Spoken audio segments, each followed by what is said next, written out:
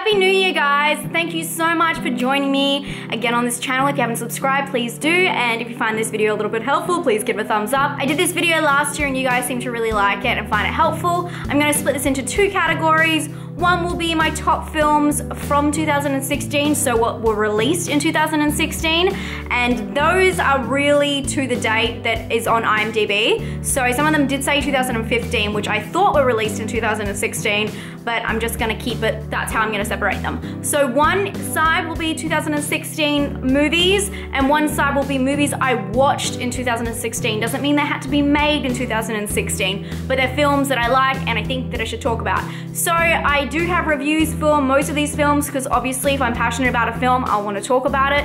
But this is just a quick, good list that I think you guys will really like, collecting it all together. So I'm gonna start off with my 2016 list. So this is the best of 2016 movies that I watched. I did include all movies, so not just horror. There's some thrillers, but I don't think, yeah, it's just horror or thriller because apparently that's all I like. So this is gonna be a top 7.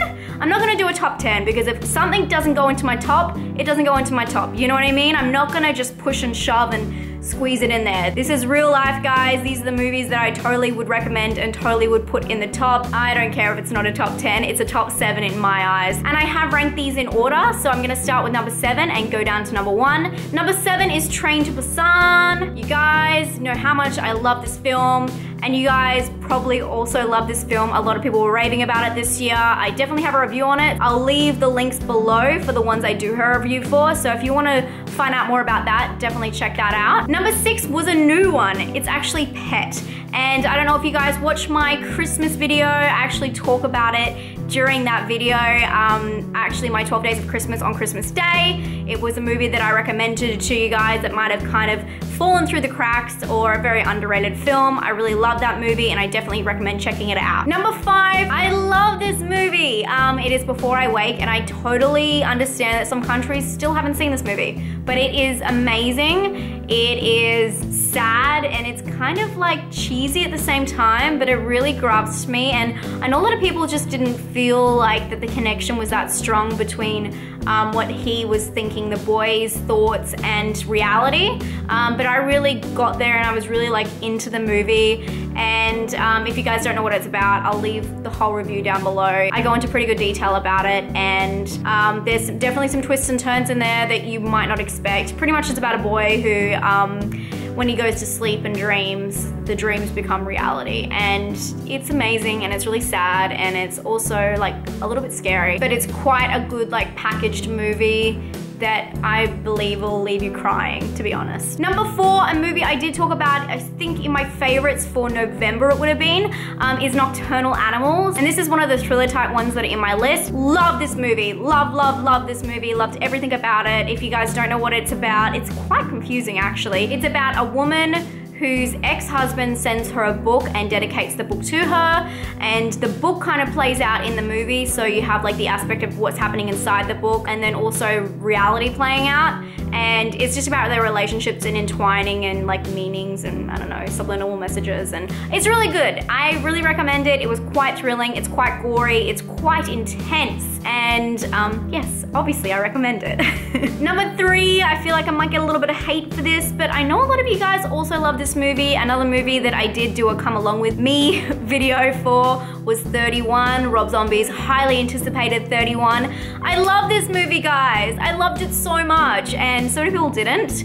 And I don't know what to say about that. I just really, really like this movie, and I feel like I have such a different perception to some of you guys for horror, and maybe it is being in Australia, but I really, really enjoyed this movie a lot more than I thought I would, and I was really happy about that. So if you haven't checked it out, obviously 31 is about a carnival workers who get trapped in this kind of underground lair that they have to kind of survive until midnight, and all these killer clowns, not really killer clowns, these killer carnival personalities are after them. It's just a game, but it is done in a really artistic, I guess some would argue, artistic way, and the tension is just there the whole time. I loved it. Number 2, a movie that I did talk about on my channel during my favorites, but I also did a review only thing for my Patreons, is Good Neighbor, and I recommended all of you guys to watch this on my main channel, and a lot of you guys really thanked me for that and enjoyed it as well. The movie is more of a thriller, not really a horror. Think Disturbia kind of gone wrong, if you've seen Disturbia, or what's that other movie, Stepfather? It's kind of like that. It is about a neighbor who these kids decide to play a prank on, and pretty much they set up all of these cameras in his house and try and spook him like there's a ghost in his house, but they find out that something else is going on, and it's not what you think. It is quite a gripping movie, but the emotional meaning behind it just blows you away at the end, so I definitely recommend that. And speaking of emotional movies, I'm sure you guys know what my number 1 is. My number 1 of my favorite movies released in 2016 is the South Korean horror movie, The Wailing. I love this movie. This movie is about a policeman who has to go to extreme lengths to figure out what this strange man is doing in his village and why it has caused his daughter's sickness. This movie is a twisting, turning journey, as most South Korean films are, and this is why I love South Korean films. It is just the core of all cinema. Like, these kind of movies, these South Korean movies, I need to do an update on these South Korean movies, are just what makes film. Like, I don't know what else to say. This list was tailed with Train to Busan, and it is topped with The Wailing, which are both solid South Korean films from 2016. Guys, you gotta check this movie out. Now on to another list, guys. This is my list of the films that I watched in 2016 that were my favorites. So I have a few more of these because they weren't all made in 2016. Actually, none of them were. That's what the other list was for. So there's 15 in this list, and I'm gonna start from the top. Number 15 is Tangerine, which I watched so long ago that it kind of is a bit foggy in my memory, but I put it down as one of the greatest films of all time. No, not all time, but I gave it a high rating. And it is, from my memory, it's kind of like a dark, truthful comedy drama about prostitutes on the street and just kind of like a day in the life. It's on Netflix, definitely check it out. Number 14 will definitely surprise you all, and this is far-fetched from what I normally put on my list. It's The Good Dinosaur. I love kids movies, like I like Pixar and I like cartoons and all that, but I kind of stray away from them because it's so emotional. I feel like it makes me more emotional than like seeing something really graphic in a horror movie. Of course it does. And this movie was no exception. If you guys know The Land Before Time, oh my God, it kills me every time I even think about it. But this movie is really good, really sad, and has good wholesome meaning in it, and I really enjoyed it. Number 13 is a movie that I did do a review for. It's called The Boy. It's not The Boy where you think it's The Boy. It's The Boy that was actually released in 2015, where the boy that is like the puppet guy was released in 2016.